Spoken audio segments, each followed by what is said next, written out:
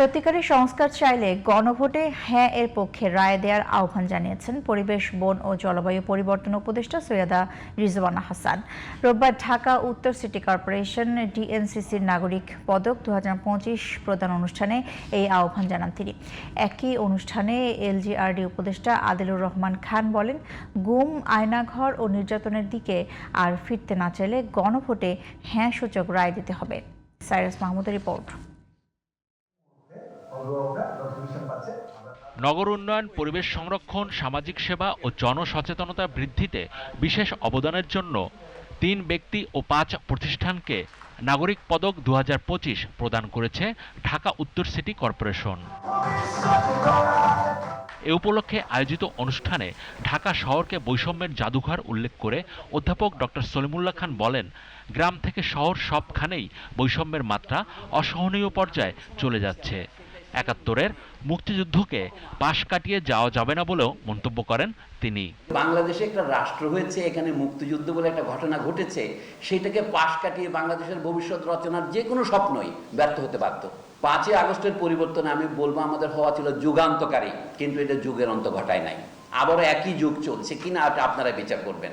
অনুষ্ঠানে পরিবেশ, বন ও জলবায়ু পরিবর্তন উপদেষ্টা সৈয়দা রিজওয়ানা হাসান বলেন, গণভোট হচ্ছে বাংলাদেশের ক্ষমতার বাককে শাসক গোষ্ঠীর কবল থেকে সরিয়ে জনগণের দিকে নেয়ার একটি ভোট।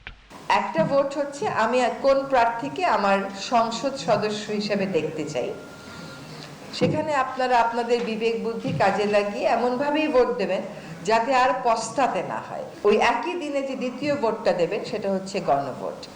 এটা হচ্ছে বাংলাদেশের ক্ষমতার যে ভারটা আছে সেই ভারটাকে শাসক গোষ্ঠীর থেকে জনগণের দিকে বাক খাওয়ানোর একটা সিদ্ধান্তের সময় এই গণভোটে অবশ্যই সকলে অংশ নেবেন এবং যদি সত্যি সংস্কার চান তাহলে উত্তরটা আমাদেরকে হ্যাঁ বলতে হবে।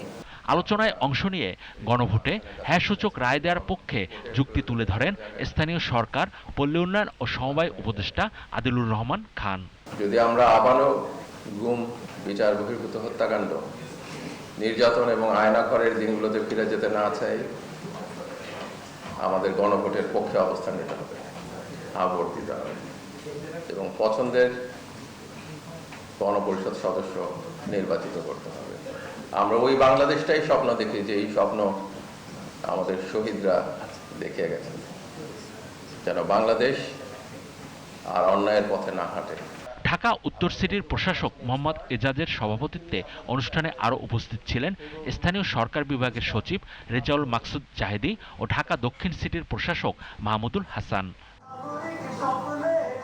Cyrus Mahmud, GTV news, Dhaka.